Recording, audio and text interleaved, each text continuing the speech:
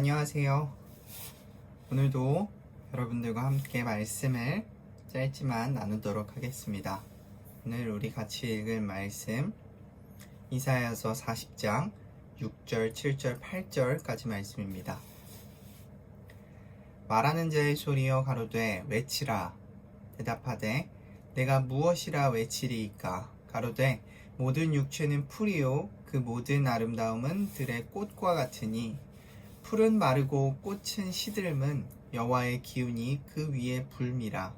이 백성은 실로 풀이로다. 풀은 마르고 꽃은 시드나 우리 하나님의 말씀은 영원히 영영이 서리라. 절대 깨지지 않는 약속이라는 제목으로 우리 같이 성경 말씀 보도록 하겠습니다. 지금이랑 목사님 성격은 어렸을 때랑 굉장히 많이 다른 것 같아요. 지금은 사람들 앞에서 이렇게 친구들 앞에서 얘기도 하고 장난도 치고 이렇게 하는데 굉장히 소심했던 어렸을 때의 기억이 있습니다. 부끄러움이 너무 많아서요. 혼자 어떤 가게에 가서 뭘 달라고 이야기하는 게 너무너무 어려웠어요. 한 초등학교 4학년쯤이었던 것 같습니다. 학교에서 과제로 마을 사진을 찍는 숙제가 있었어요. 지금이야 이렇게 스마트폰으로 찰칵찰칵 찍으면 다니면 되는데 그때는 이 스마트폰이 없었기 때문에 기카도 없었기 때문에 필름 카메라를 사서 사진을 찍고 다녔어요. 사진을 다 찍고 나서 낮에 사진관에 가서 필름을 맡기면 저녁이나 아니면 하루 이틀 이후에 찾아갈 수 있는 그런 방법이 그런 식이었습니다. 근데 여러분들도 그렇겠지만 초등학교 시절에 얼마나 뭔가 나름의 쓸데없는 호기심이 많고 쓸데없이 열정적입니까? 마을 사진을 찍는데 엄청 많이 찍은 거예요. 마을을 그냥 숙제로 한 장씩 찍어가면 되는데 마을을 거의 로드뷰 수준으로 찍었어요. 그랬더니 엄마가, 사모님이 이렇게 얘기하셨어요. 기남아, 네가 사진을 너무 많이 찍어서 사진을 다 인화하면 사진값이 비싸게 나올 테니까 인화 말고 현상해 주세요 라고 말해 라고 하셨어요. 여러분, 현상이 뭐냐면 필름을 먼저 뽑아서 그 필름에서 괜찮은 사진을 고르는 방법이었던 것 같아요. 그런데 아까 말씀드렸다시피 목사님은 부끄러워서 뭘 못했다고요? 가게에서 얘기를 잘 못했어요. 그래서 이 현상이라고 얘기하는 게 뭔가 굉장히 부끄러웠던 거야. 그리고 또 초등학교 4학년에게 이 현상이라는 단어가 너무너무 어려운 단어였던 거예요. 그래서 수줍게 이렇게 말했습니다. 아줌마, 잘 나온 것만 뽑아주세요. 그랬더니 그 사진관 아줌마가 무려 45장, 45장이나 뽑아주셨어요. 아우, 야, 너 사진 너무 잘 찍는다. 3장만 뺐어. 헐. 정말 생각지도 않은 큰 돈이 들었고 집에 와서 목사님 제 인생 11년 동안 도무지 경험해보지 못했던 엄청난 잔소리와 구박을 들었던 경험이 있습니다. 이 사건이 얼마나 충격적인지 꽤 오랜 시간이 지난 지금까지도 그때의 기억이 생생하게 떠오르고 있어요. 그래서인지 이 필름 카메라라는 것에 대한, 이 물건에 대한 안 좋은 추억이 있습니다. 그런데 이제 이 필름 카메라는요, 더 이상 사용하지 않는, 사람들이 잘 사용하지 않는, 심지어는 구하기도 힘든 물건이 되어버렸습니다. 과연 누가 상상이나 했을까요? 버스 정류장, 지하철, TV, 각 다니는 여행지마다 후지필름이라는 이 카메라 회사의 광고가, 필름 회사의 광고가 정말로 없는 곳이 없었어요. 그런데 이제는 그 자리를 캐논 카메라, 혹은 삼성 카메라, 혹은 애플의 아이폰, 삼성의 갤럭시, 핸드폰 카메라가 이 후지 회사의 모든 부분을 카메라, 옛날에 필름 카메라가 차지했던 모든 부분을 다 메꾸고 차지하고 있습니다. 후지 필름이라는 회사가 이렇게 하루아침에 엄청난 저변을 잃어버릴 거라고 전혀 상상하지도 못했어요. 오늘 우리가 읽은 이 성경 말씀은 마치 이 후지 필름처럼 한때는 굉장히 대단했지만 어느덧 과거의 영광을 잃어버린 한 나라를 보여주고 있습니다. 그 나라는 바로 바벨론이라는 나라예요. 오늘 말씀은요, 이 바벨론 이야기를 통해서 인간이 갖고 있는 한계와 하나님의 위대하심을 대조적으로 보여주고 있습니다. 바로 말씀 속으로 한번 들어가 볼게요. 다윗의 왕은 누구죠? 솔로몬. 솔로몬의 왕은요? 어렵죠. 히스기야. 오늘 우리가 같이 읽은 이사야 40장 7절. 풀은 마르고 꽃이 시들면 여호와의 기운이 그 위에 불미라. 이 백성은 실로 풀이로다. 아멘. 오늘 우리가 읽은 이사야서 40장 앞에 39장에서는 히스기야라는 왕의 어리석음에 대해 나오고 있습니다. 이런 일이 있었어요. 히스기야 왕이 큰 병에 걸려서, 의사가 도무지 고칠 수 없는 병에 걸려서 점점 시름시름 앓다가 죽어가고 있었습니다. 아무리 의사를 찾아다니고 용하다는 의원을 찾아다녀도 이 히스기야 왕의 병을 고칠 수가 없었어요. 그래서 죽음을 앞두고 히스기야 왕이 하나님께 기도합니다. 그래서 하나님께서 그 히스기야의 기도를 들으시고 히스기야의 병을 고쳐주셨어요. 이때 주변에 바벨론이라는 커다란 나라가 있었는데, 그 나라의 왕이 이 작은 나라의 왕이 병이 치유됐다라는 소리를 듣고 위문사절단을 보낸 거예요. 병 나은 걸 너무 축하한다고. 히스기야의 마음이 어땠을까요? 너무 들떴을 거예요. 본인과 같은 작은 약소국에 왕의 병이 나았다고 해서 그 당시 가장 잘 나가던 커다란 바벨론이라는 왕국의 위문사절단까지 오다니. 그래서 마음이 들떴습니다. 그래서 바벨론 왕의 사절단에게 이스라엘 나라의 보물 창고와 무기고 같은 1급 기밀사항까지 바벨론의 사절단에게 다 감사하는 마음으로 다 보여주게 돼요. 왜 그랬을까요? 여기엔 이유가 있습니다. 히스기야는 유다 나라의 왕이었는데 계속 유다 나라를 괴롭히는 난폭한 나라가 있었어요. 그 나라가 아수르라는 나라입니다. 근데 아수르가 세기는 완전 엄청 셌는데 동네 깡패 수준으로 셌어요. 그러니까 당하는 주변 나라들 입장에서는 굉장히 기분이 나빴겠죠.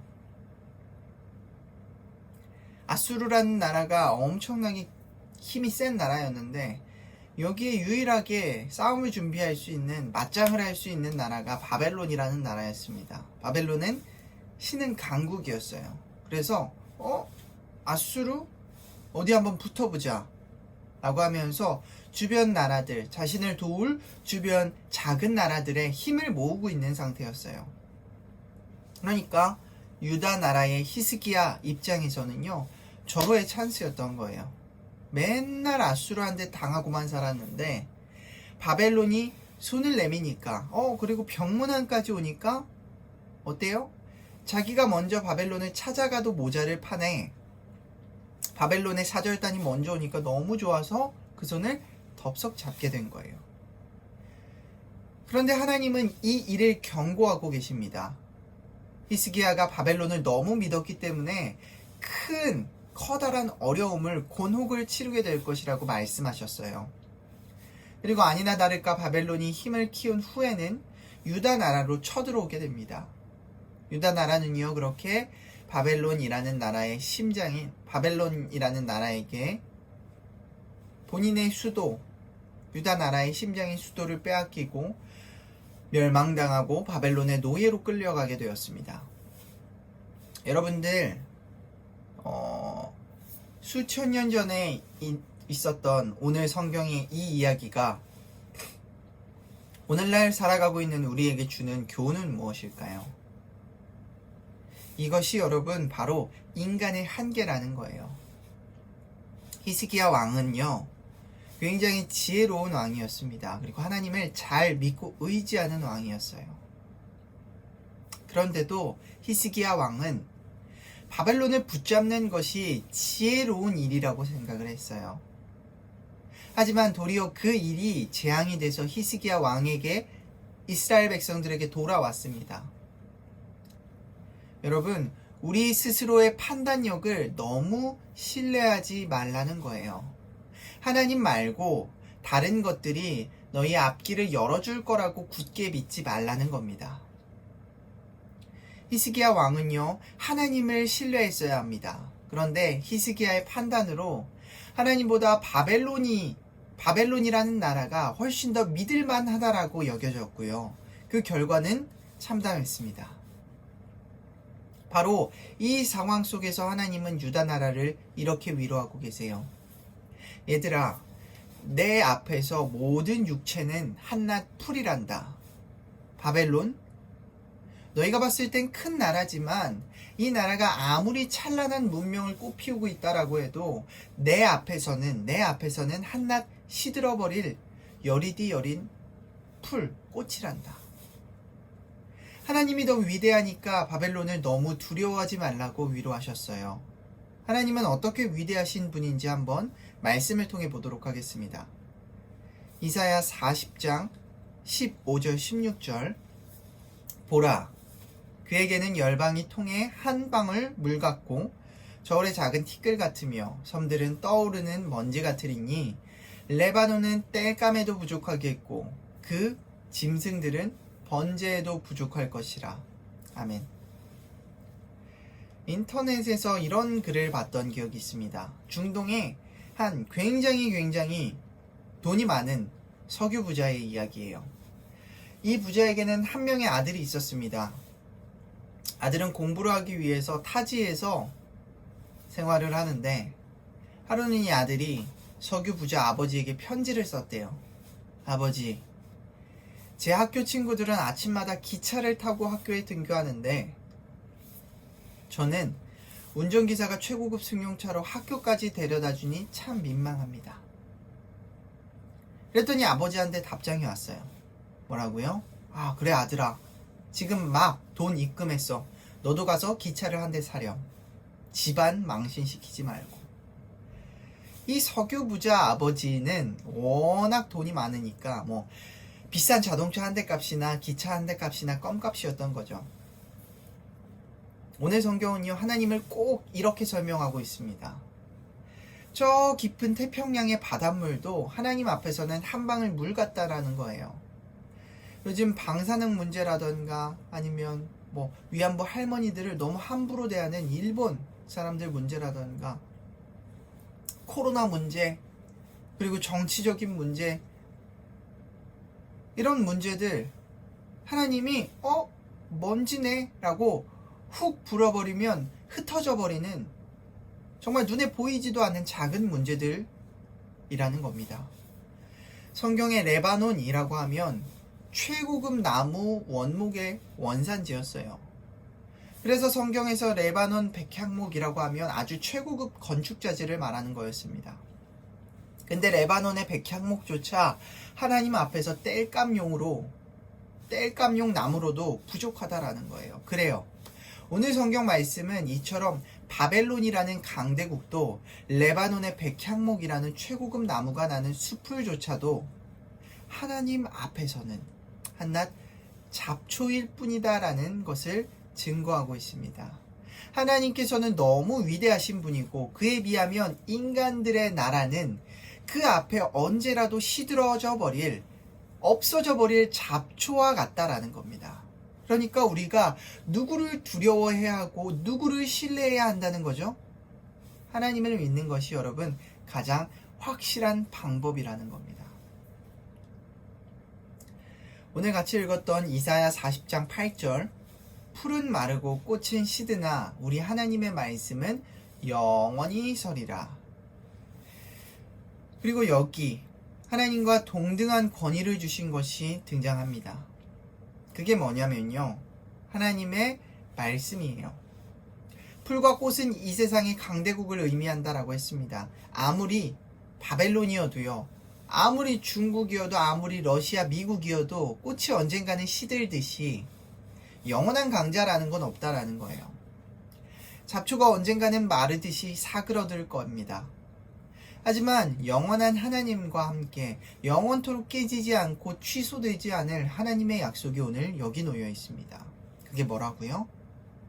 내 앞에 놓여 있는, 우리 앞에 놓여 있는 성경. 여기에 한 나라보다 위대한 책이 있습니다. 그 책의 이름은 성경입니다. 왜냐하면 성경이 하나님의 약속의 말씀을 담고 있기 때문이에요. 수많은 사람들을 압제했고 역사 속으로 찬란한 문명을 꽃피웠던 바벨론과 그리고 로마, 여러분들 모두 역사 속으로 사라져 버렸습니다. 하지만 이 말씀은요, 바벨론 시대에도 로마 시대에도 수많은 하나님의 사람들에게 천국을 증거했고, 강대국의 압제 속에서도 하나님 나라를 꿈꿀 수 있게, 소망할 수 있게 했습니다. 그리고 지금까지도 이어져서 이 말씀은 우리에게 전해졌고, 지금 우리에게 천국을 증거하고 있고 하나님 나라의 소망을 주고 있습니다. 여러분, 미국은, 중국은 없어져도요, 하나님의 말씀인 성경은 사라지지 않습니다. 신흥 강국인 중국이 없어져도요, 성경은 없어지지 않아요. 이것은 역사 속에서 이미 여러 번, 수차례 증명되고 있습니다. 말씀을 정리하도록 하겠습니다. 여러분, 이 시간 여러분에게 도전합니다. 여러분, 무엇을 믿으시겠습니까? 대세를 따라가시겠습니까? 남들 다 한다고 그 길을 쫓아가겠습니까? 바벨론은요, 대세 중에 대세였어요. 정말 믿을 만했던 그 대세를 따라갔던 히스기야의 결론, 인생의 끝은요, 정말로 참혹하지 않았나요? 그런데 아무리 대세라고 해봐야 하나님 앞에서는 여러분, 한낱 풀이이고 한낱 잡초에 지나지 않습니다. 시들어버리는 여린 꽃이요. 지금 당장 너무 연약해 보이고 이루어지는 게 하나도 없어 보이고 미련한 것처럼 보여도 여러분, 한 나라보다 훨씬 더 위대한 약속의 말씀, 성경을 믿으시기 바랍니다. 성경이 뭐가 그렇게 대단하냐고요? 성경은 맞아요. 무생물입니다. 숨쉬지 않아요. 읽지 않고 그냥 두면 먼지만 쌓이는 아무 능력 없는 종이 쪼가리에 지나지 않습니다. 하지만 이 안에 담겨있는 약속의 말씀은 오늘도 살아서 우리 가운데 역사하고 있어요. 지금 우리를 변화시켜서 하나님의 꿈을 품는 위대한 사람들로 만들려는 그런 희망찬 꿈을 품고 있습니다. 지금도 약속의 주인공을 성경은 찾고 있습니다. 이 성경 속에 무슨 약속이 있냐고요? 세상의 바닷물을 마치 한 방울 물처럼 여기시는 그 위대한 하나님께서 세상의 섬들을 작은 먼지처럼, 세상의 나라들을 작은 먼지처럼 여기시는 그 위대한 하나님께서 이처럼 작고 초라한 나를 죽도록 사랑하셨고, 나를 당신의 아들과 딸로 삼으셨고, 힘들고 고단한 이 세상을 우리가 살아가는 동안 평생 함께 하실 거라고, 그리고 이 나를 끝까지 버리지 않고 천국으로 인도하실 거라고 약속하셨습니다. 하나님의 놀라운 초대가 이 성경 말씀 안에 있습니다. 이것이 그리스도인의, 교회를 다니는 우리의 영원한 꿈이요, 영원한 소망입니다. 사랑하는 여러분들, 남들 다 하는 대로, 남들 다 한다고 그 대세를 너무 따라가지 말고 믿지 말고 절대 깨지지 않는 약속의 말씀을 사랑하고 날마다 읽고 묵상하고 따르는 저와 여러분들 되시길 주님의 이름으로 소망합니다. 기도합니다. 다 같이 기도하도록 하겠습니다. 사랑과 은혜가 풍성하신 하나님 아버지, 세상의 것을 추구하고 따라가기보다는 하나님의 말씀을 사랑하고 하나님의 말씀을 따라가기 위해 노력하는 우리 친구들 될 수 있도록 인도하여 주시옵소서. 사랑이 많으신 예수님의 이름으로 기도합니다. 아멘. 우리 친구들 한 주 동안 또 잘 지내고 건강하게 다음 주에 뵙도록 하겠습니다. 안녕.